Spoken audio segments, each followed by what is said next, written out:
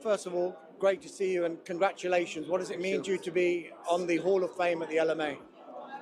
Of course, I'm very flattered, I'm very honored. But more important than that is my happiness to see some good friends, especially this older generation, the generation before my arrival in England. It's amazing to see them all, and really great emotion. Mr. Roy Hodgson, Sir Alex, Martin O'Neill. It's amazing to see them.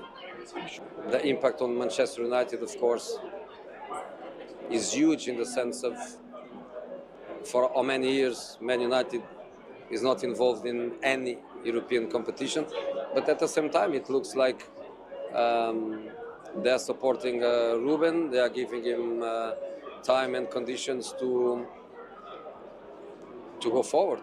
And that's, as I read some quotes from him saying that he's happy that he come and had already this 6 months. When I went to Porto, it happened the same to me. I went in January, I had a difficult 6 months. We were struggling even to qualify for UEFA Cup. And then happened what happened 2 days after. So, but when you ask me if I was cheering, I was divided because by one side, I love United. I have a fantastic relation with Ruben. Just where they finished last season, anywhere in the European conversation is going to be a huge transformation. I think we've done this now for 12 years where we reflect back to what United should be. What is Manchester United in 2025? Well, it's not a team getting outplayed by a fairly dismal Tottenham side in the Europa League final. It's not a side that's finishing in the bottom quarter of the table. So we know that's the starting point for this conversation, and clearly there has been progress made. But I think anyone who even looks at United and says, sort of top 7 or top 8 would be a good fit, it's absolute nonsense. It's still Man United, and it's still a club that's going out spending hundreds of millions every window. So you've got what would be a good season? Look, top 4 would be exceptional. I'd also say there's no chance of it happening. I'd say top 6. They've had a very good season, but again, it's watching and seeing if it sticks. It's seeing how long they can string it together. As I said earlier, they've got actually quite a kind run of fixtures coming up. See what they do with a little bit of momentum, a little bit of confidence. Now that the pressure's off Amorim for the time being, this could be a time when he's really able to put a stamp on this side, because so far I've not seen it from him at all. John, you mentioned before, Ruben Amorim feels like the first manager who I've seen who sticks with a system rather than an idea of how to play. So I use you, Roberto, as a reference. I always know how your teams will play with the ball. That's your idea. The formation might change, but Ruben Amorim, it's like, I've said this before, the formation's his baby.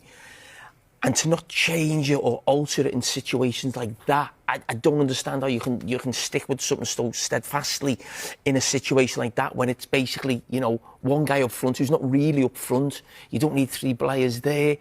If you're going to keep with your system, maybe put midfield players there. We see other managers do that. Maybe you bring a centre-back off and put a midfield player there because you're going to have so much more of the ball, so much more of possession. So I actually think it's not the losing the 3 points tonight. They can make that up through the season. I think it's one of those moments where I think a lot of people will really question the manager on the back of that defeat. They'll look at the players, and we know the players should do better. Manchester United have been thrown into fresh turmoil as reports emerging this morning indicate that Ruben Amorim is preparing to step down as manager after a disappointing run of performances and growing internal pressure. Sky reports reveal that Amorim has informed senior club officials of his intention to leave, with sources close to the dressing room suggesting he has felt increasingly frustrated and even considering resignation following the club's recent embarrassing setbacks. The news has stunned supporters, raising urgent questions about the club's direction and leadership heading into a crucial stage of the season. In a dramatic twist, Manchester United have moved quickly behind the scenes, with José Mourinho now emerging as the leading candidate to take over the managerial role. According to the latest updates, discussions have already begun, and the club sees Mourinho's experience, strong personality, and history with United as key factors in stabilizing the squad. With pressure mounting and decisions needed immediately, all eyes are now on Old Trafford as the Premier League giants prepare for another potential managerial shake-up under the spotlight.